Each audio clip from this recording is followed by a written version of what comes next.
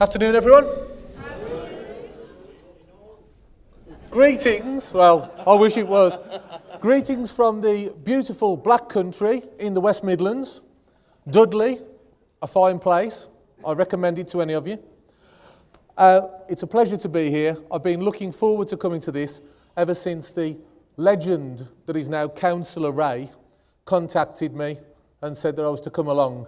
And I've been looking forward to it and thinking, what shall I bring that's different to this event? So for a start, you'll see no PowerPoint.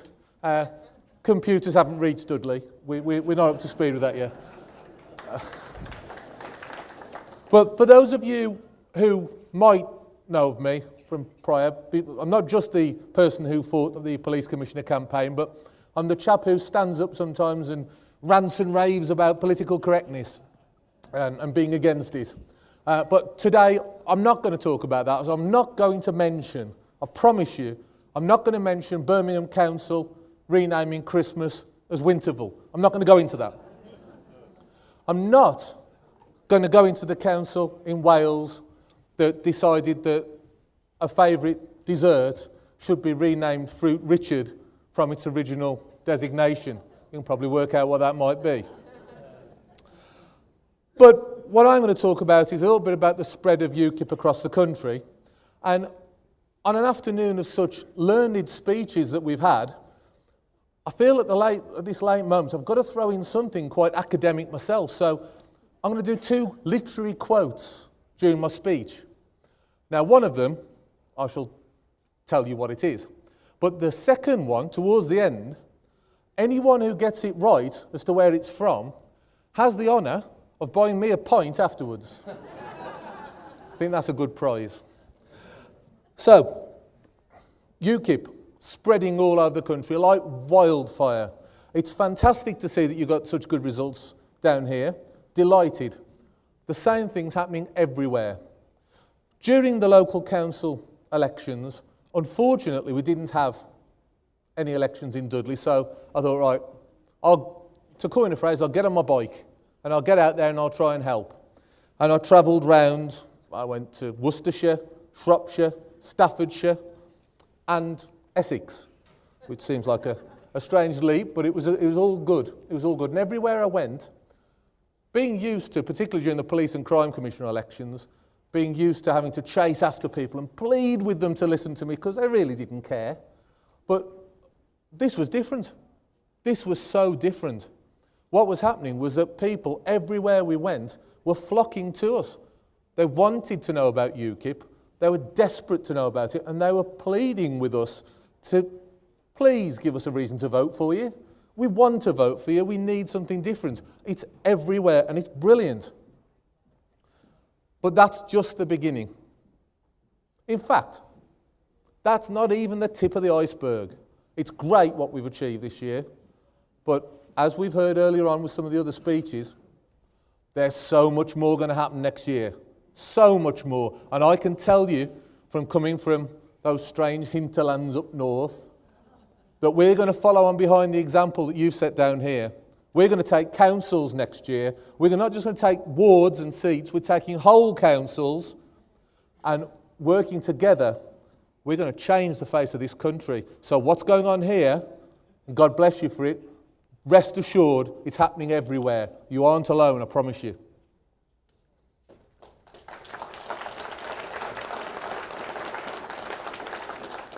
You wait until the European elections are right on top of the council elections. You wait until those council elections are in towns and cities where the Labour Party has completely retreated and took no notice of the problems of the people there, and the Conservative Party put a candidate in, but you never see them because they're frightened to death. Oh, it's a town, we mustn't set foot there. You don't see them. So you wait and see what happens when those people who are struggling from day to day to feed their families, those people who are frightened to walk the streets because of gangs of yobs, you wait and see what happens when they get the chance to give judgment on the people governing our country. It's going to be amazing. So, why will people vote for UKIP?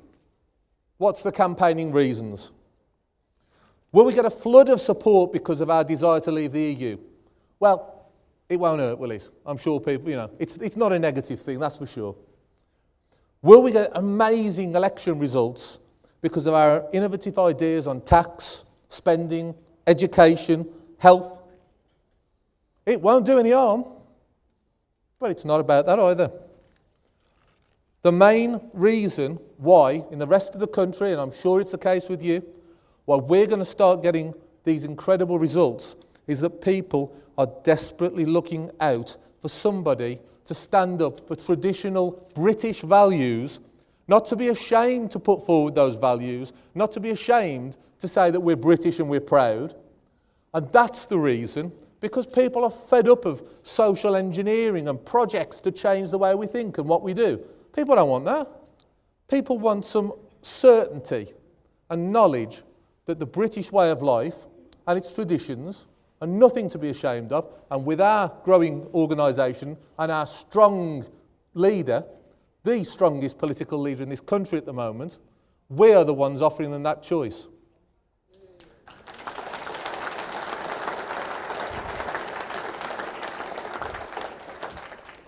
So we won't bow our heads to the vested interests, to the trades unions and the big businesses who run the big three parties. We don't bow our heads to anybody. We are the British people and we stand proud, and that's why they'll vote for us.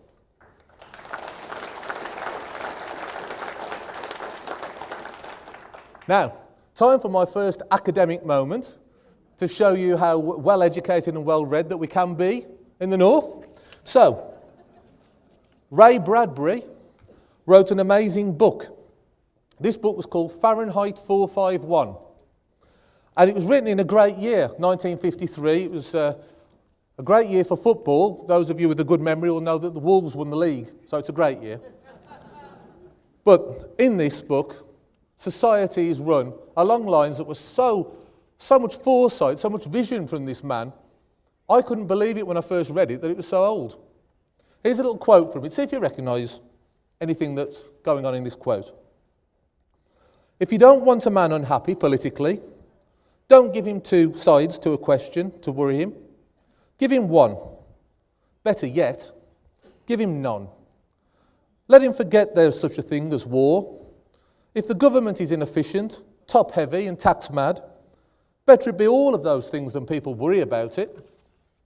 Give the people contests that they win by remembering the words to more popular songs, or the names of state capitals, or how much corn Iowa grew last year. Cram them full of non-combustible data. Chock them so damn full of facts they fell stuffed, but absolutely brilliant, with information. And then they'll feel they're thinking. They'll get a sense of motion without moving. And they'll be happy, because facts of that sort don't change. Now, in this society that's being described, people are kept happy and aren't allowed to think by huge screens in their houses where they watch reality TV shows and soap operas. This is 1953. This man, his vision was incredible. And what he's saying, and also there were wars going on in this society where people were going away to the wars, no one was actually seeing them or feeling the effects until those people didn't come back or they came back maimed. Amazing foresight. Now that society that Ray Bradbury described was destroyed by a missile strike. The parallel society that New Labour and its modern conservative cronies have tried to create is being destroyed by a financial and economic crash. After years of being subdued by a powerful and over-controlling state, people aren't being pacified anymore. It's mind-blowingly expensive to keep people pacified, and we can't afford it anymore. So what's happening? People are waking up. And they're waking from the torpor and they're looking around them. And they're thinking, what's happened to the freedom? What's happened to the things that we hold dear? What's happened to our belief system? What's happened to our country? And the answer is, it's gone. And you were sleeping while it happened. But now, because people can't afford, the state can't afford to keep you in your torpor. You're seeing what's going on. And you're looking, reaching out for someone to help fight back. And ladies and gentlemen, the great news is there is someone. It's you. It's UKIP. We are those people who will help the people of Britain fight back.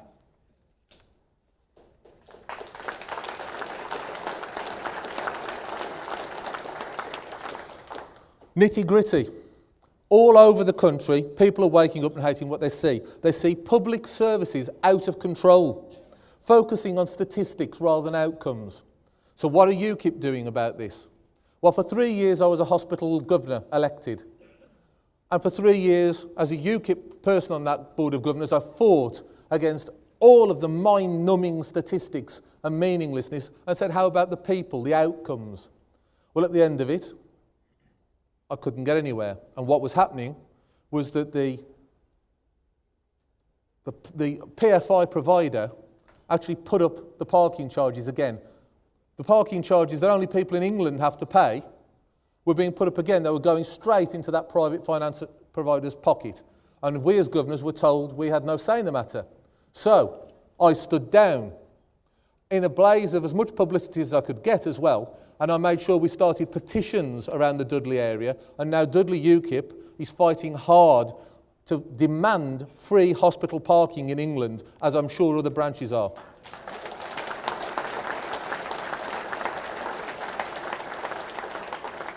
The police aren't engaged in dealing with low-level crime, as they would call it, and yobbery, because they're so driven by statistics, and my eyes were open to this massively during the Police and Crime Commissioner campaign. And what's happened at a local school on a council estate near where I live is that there's been a problem. There's a child safety issue there. And the parents have complained to the teachers, and the teachers have said, no, leave it to the professionals. You don't understand. And they've complained to the police. And the police have said, well, we'd love to do something, but we have to rely on partner agencies, because obviously they've privatised the side of the policing that deals with mental health issues and so on. These partner agencies are making our police hamstrung and stopping them doing their jobs. It's wrong. So I went into that area.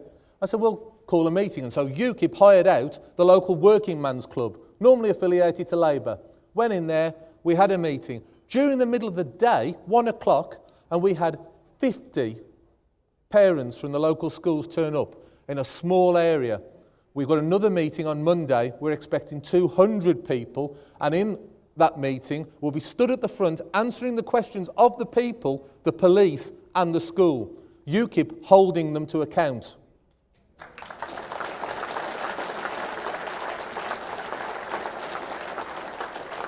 So it's about not being this out-of-touch political elite that everyone's so sick of.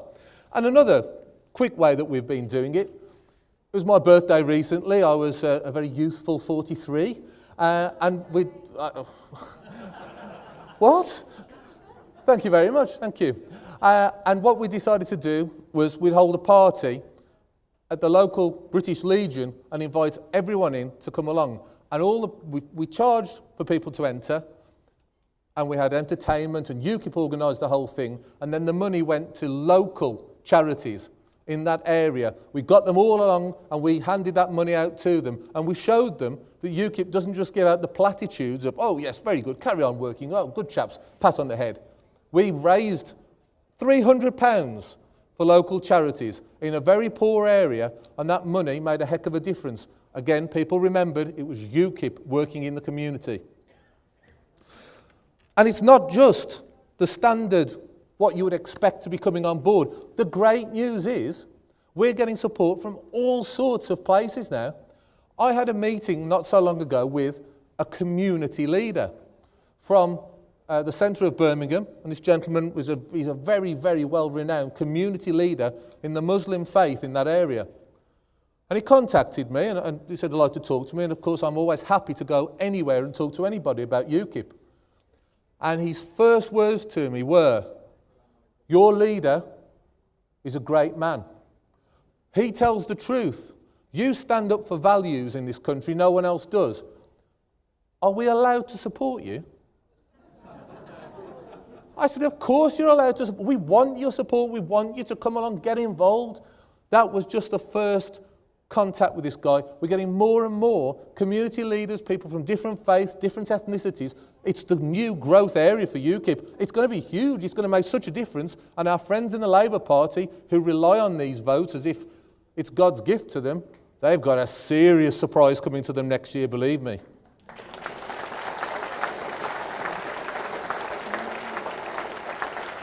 And then my next amazing guest was a trades union leader. I'd attended a hustings when it was the Police and Crime Commissioner election. And I went, again, I'll go anywhere. And it was the TUC. And in that hustings, I had a stand-up row. Now, this is hard to believe. I had a stand-up row with the Labour candidate. Because I've never rowed with a Labour man in my life. And at the end of it, every single person in that room of trade unionists came up to me and said, you were right. UKIP were telling the truth. Why can't Labour be more like you? And at the end, this guy's contacted me, and apparently it's the talk of everywhere, in the canteens, the pubs, everywhere. All of his members are sick to death of funding disgraceful groups like Unite Against Fascism, and they are sick of it, and they see us standing up with decency and honesty and not being bullied around, and they're looking at us and thinking, UKIP are the people that we want to look towards and emulate, not the vile, anti-democratic thugs of the UAF.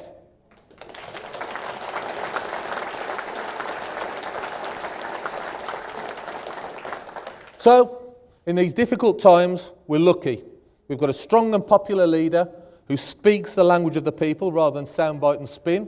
We've got people starting to come in our direction. The other parties have blown their chance. It's over to us now, and we're going to take that chance. We've got policies that defend the traditional values of Britain, and we're not afraid to say it. It stands us out completely from everyone else. And we've got activists that are real people and care about their communities because they live amongst the people they're trying to represent. This is totally different to all of the other parties. This is what stands us out. So, the people are waking up and looking to UKIP. It won't be easy, and many forces will be ranged against us. But if we screw our courage to the sticking point, here's your quote from my beer. If we screw our courage to the sticking point and work together, we will win, and we'll win for those people who rely on us and trust us and need us, and for our country, and for future generations, and, ladies and gentlemen, because we are right. So thank you. It's been a pleasure being here today. I've loved every second of it. I am going to sample the local beer afterwards, and I'm sure it'll be every bit as good as it is back home. I shall jolly well hope so, otherwise there'll be complaints. So thank you. It's been a joy to be here. Hope to see some of you afterwards, and all the best.